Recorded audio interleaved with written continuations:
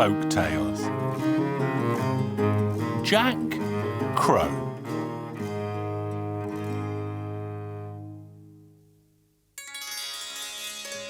Once upon a time, a very long time ago, there lived an elderly couple who had nothing in the world except a young son they called Jack Crowe. As soon as the boy was old enough to know his own mind, he told his parents, "I've decided to go out into the world to find work with a wealthy family." His elderly parents did not protest, and so Jack Crowe set forth to seek his fortune. When he reached the edge of the village, he caught sight of a swarm of ants marching from one field to the next across the road. And right at the back, he saw a single lame ant that fell by the wayside and could not rejoin its friends. So Jack Crowe helped the little ant back to its tiny feet. "Thank you for your kind help," said the ant.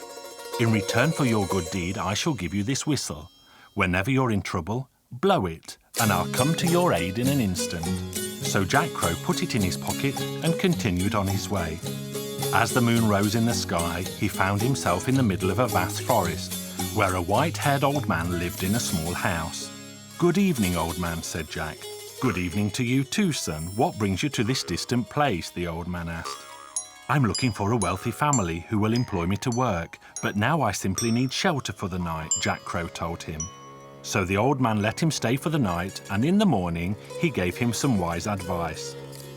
"Well, my boy, you should follow the track through the forest, where you will find a vast meadow. There you will discover a giant mountain. On top of that mountain stands a castle crafted from pure gold, and that is where the king resides. I happen to know that the king needs servants, so I suggest you go there to seek employ." So Jack Crowe thanked the old man and continued on his way.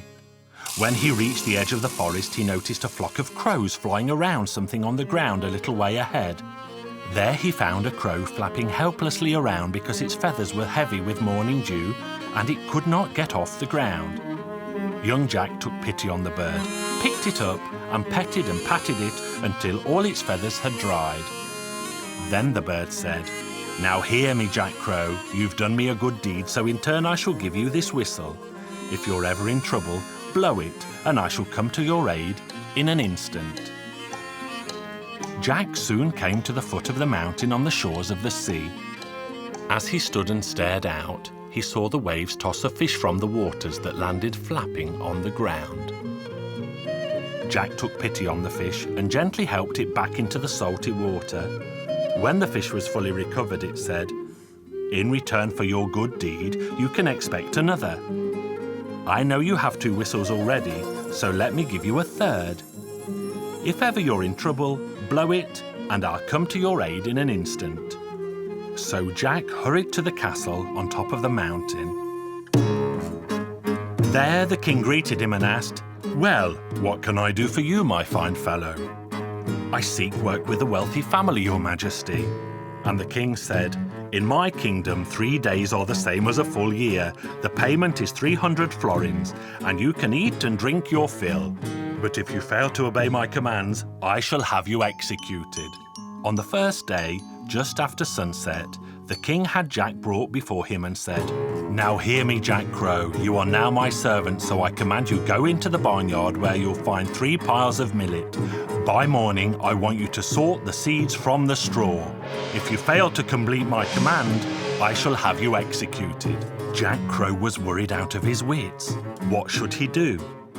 Then he suddenly remembered the whistle the ant had given him, and he blew it. Out of nowhere, a huge swarm of ants appeared. There were so many of them that not even 1,000,000 men could have counted them. "How can we help you, Jack, my friend?" "I've been given a task impossible to complete," Jack said. And he told the ant what the king had commanded. "Have no fear," the ants told him. "We'll get hard to work and sort all the seeds from the straw by morning." By the time the sun had risen in the morning sky, the millet seeds and the straw were in 2 separate stacks. The king said, "I see you've done a good job, so now you are free for the rest of the day. But you must report to me again this evening." When evening came, the king said, My faithful servant, I command you to go to the front of my castle where my 3 daughters are strolling back and forth. I want you to make sure they come to no harm. If you fail your task, I'll have you executed." Jack did as he was bid and sat down in front of the entrance to the castle to keep watch over the 3 princesses. And as Jack sat there, he grew so bored and tired that he fell fast asleep. And the 3 princesses turned into crows and flew away. Young Jack woke with a start to see the girls had vanished. He was worried out of his wits until he remembered the whistle the crow had given him. He blew the whistle and a flock of crows arrived. "How can we help you, friend?" "I am so very sad because I have a task impossible to complete. The king commanded me to watch over his 3 daughters, but I dozed off and all 3 princesses vanished," Jack replied. "Fear not," the crows told him, "we shall find them for you. Climb up on my back and we'll fly off in search of the 3 lost princesses." So Jack climbed onto the crow's back and they flew off into the distance, but the princesses were nowhere to be found. So then they flew behind the moon, where they saw the princesses in the shape of crows.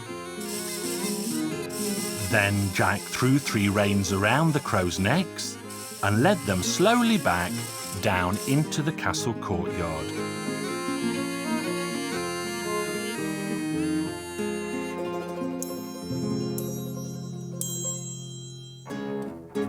On the evening of the 3rd day, the king again ordered that Jack be brought before him. The king said, "I command you to go and find the gold ring which fell off my finger today and rolled into the sea.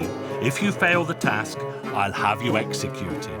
Jack knew that this was impossible to solve alone, and so he ran to the seashore where he blew on the whistle that the fish had given him. A shoal of fish appeared in an instant and asked, "How can we help you, friend?" There Jack Crow quickly told them what he had been commanded to do.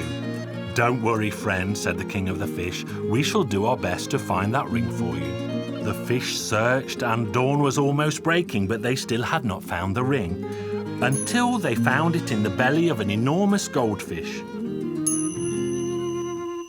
"Well, my faithful servant," said the king, "you've done an honest job of serving me. In return, I will give you the hand of one of my daughters in marriage, half of my kingdom, and 3 cartloads of gold for good measure." However, Jack Crow did not want to marry and did not want half the kingdom, for all he wanted was the gold, and the king happily gave it to him. Jack Crow drove the 3 carts home to his beloved parents, where they ate good food and drank fine wine, and all lived happily ever after.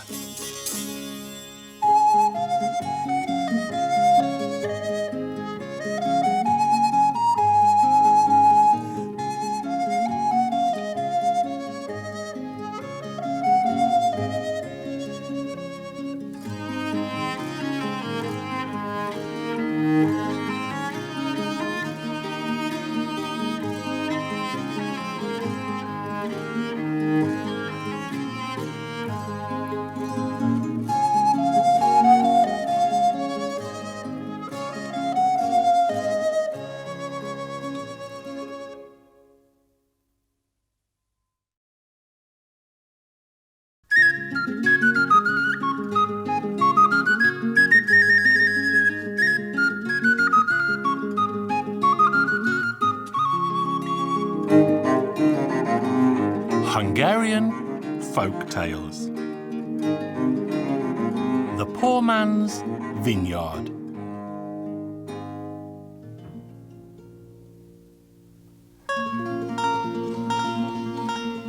Once upon a time, in a far-off land, there lived a poor man who had 3 sons. The poor man had a tiny vineyard, but he owned no more than that. And he guarded his vineyard as if it were gold. His sons would also take turns to stand watch at the vineyard all day and all night. One morning, it was his eldest son's turn to guard the vineyard, and the boy sat down and started to eat. While he was eating, a frog hopped out in front of him and said, "Give me a bite of bread, young man. I haven't eaten for 2 long weeks." "When pigs learn to fly," said the young fellow, and he chased the frog away. The frog left in silence and the boy fell fast asleep. When he woke again, the vineyard had been so badly ravaged that the boy was filled with fear. Next day, the middle boy went to the vineyard. He too was asked for bread by the frog, but he also chased the frog away and threw a stone at the beast. Then he lay down, fell asleep, and when he awoke, less than half the vineyard remained. "Hey," the poor man moaned, "all we have is this tiny vineyard and they can't even look after that." Then the youngest boy said, "Worry not, father, what is left will be safe now, for I shall guard it." So the youngest son went to the vineyard, sat down to eat, and the frog hopped out and asked him for bread. "But of course, here, take some." Then he broke off a crust and gave it happily to the frog.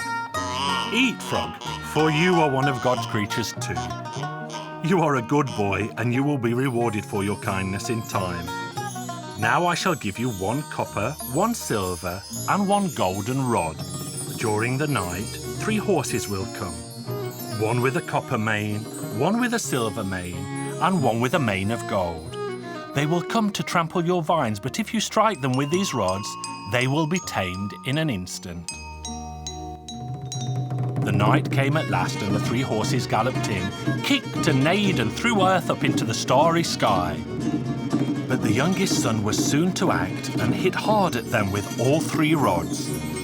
Then the horses were tame and stood and stared like 3 simple sheep.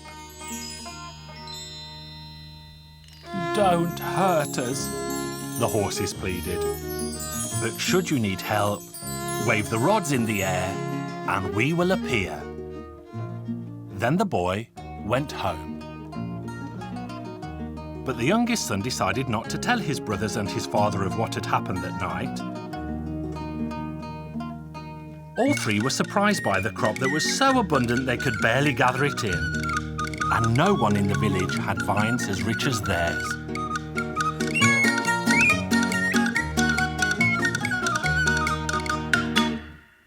Time passed slowly by, and one day the king decided to erect a pine tree outside the church. Then he placed a golden sprig of rosemary atop the pine tree and told the world that he would give his daughter's hand in marriage to the first man who could snatch the golden rosemary from atop the pine tree. All manner of men tried their hand, but none could jump higher than half the height required. And when all of them had crept away in shame, a fine fellow appeared on a copper-haired horse.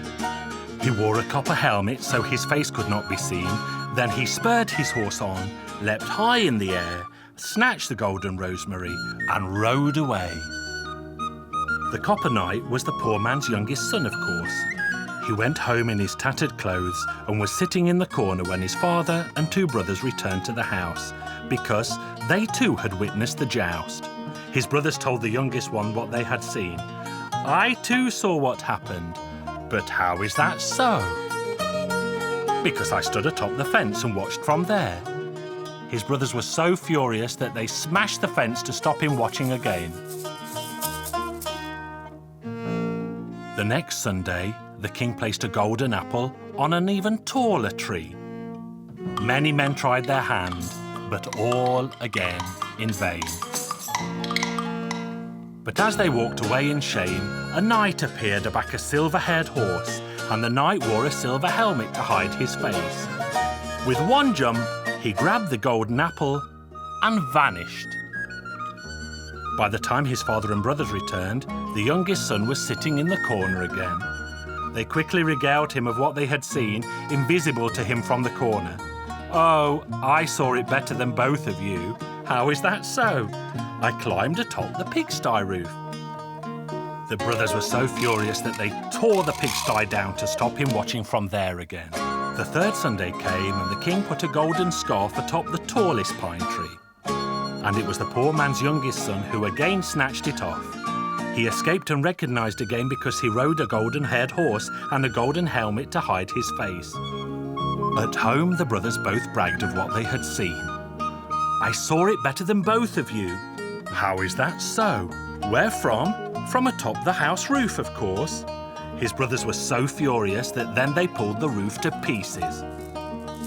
Meanwhile, the king declared that the knight should appear who had taken the golden rosemary, the golden apple, and the golden scarf. But the days became weeks, the weeks months, and no one came forth.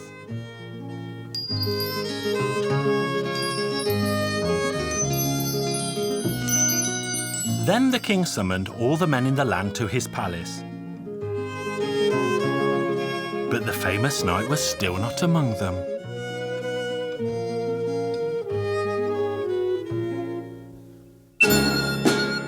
All of them gone, a young man appeared with hair and clothes of gleaming gold.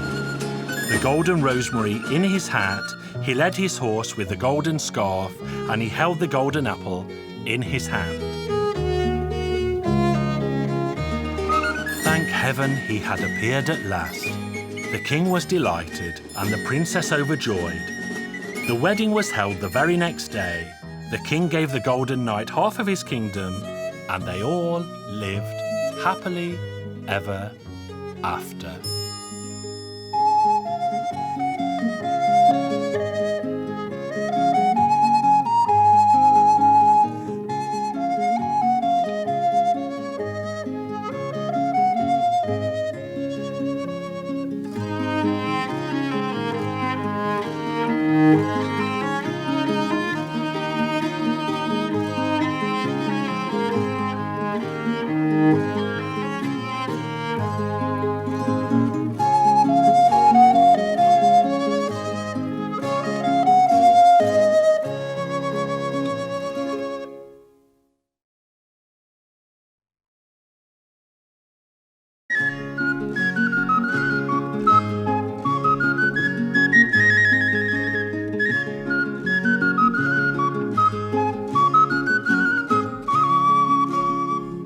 Hungarian Folk Tales.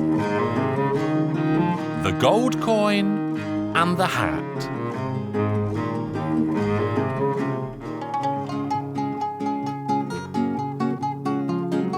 I want to tell you the story of 3 young men and a hat. The 3 young men were all big-bearded fellows, and one day they decided that the time had come to go out and seek their fortunes in the great wide world. They walked and walked until they came to a little village, and as they neared the village, they met an old man. And one of the young men said, "How many days are there in the world, old man?" "One less with today, young man," the old man replied. "And are there any good men left in the world?" "Roses still bloom even when they're surrounded by weeds." "Now that was clever," the young man said. "I'll ask you one more question. What does an old man have under his hat? Come to the inn, young men, and I'll tell you there." The young men were penniless, but they still went with the old man. But the old man was the first to enter, and he told the innkeeper to keep pouring them wine until they had 5 florins worth. So all 4 men took a seat at the table, and the innkeeper poured wine, and they drank it and had a very jolly time indeed.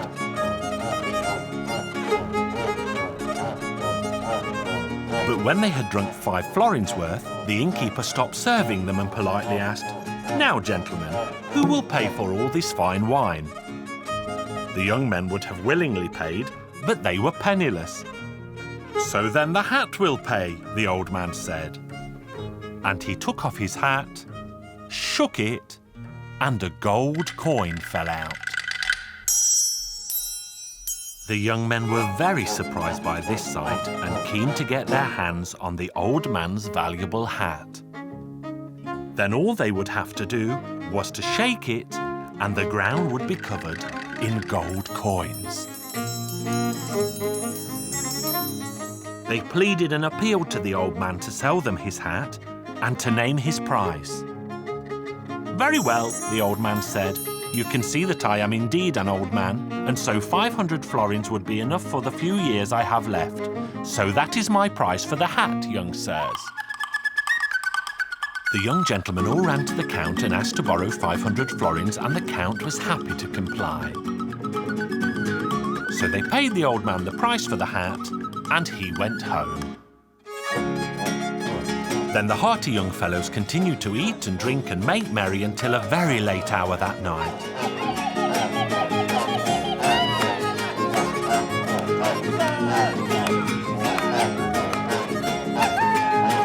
And when the time came to pay, they shook the old man's hat, but nothing fell out. Not even a single gold coin. What were the poor fools to do? They could not pay, and so the innkeeper made them all stay and work to pay for the wine they had drunk that night.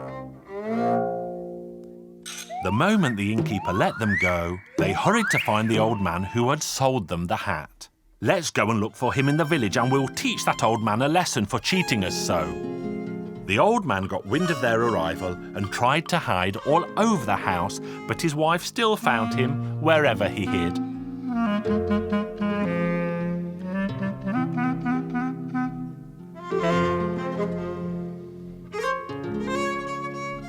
Then his wife said to him at last, "You silly old fool, don't try and hide. It's much better if you pretend to be dead. Lie on the bench and I shall put a sheet over you, and when the young men come, I shall tell them that you're dead, and they will not be able to do a thing with a dead man." So that's exactly what they did, and the wife began to weep for her dead husband. "Oh, my dearest darling husband, why did you die and leave me here all alone?" When the young men appeared, they asked the wife why she was crying so.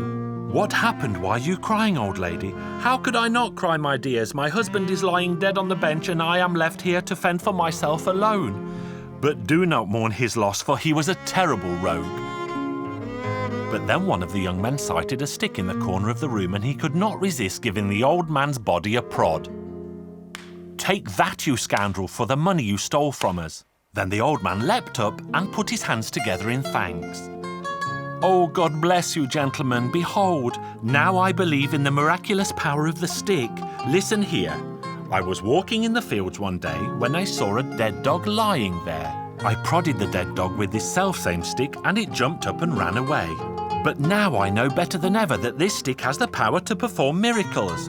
Wife, give these young men all we possess, and we will keep only this stick.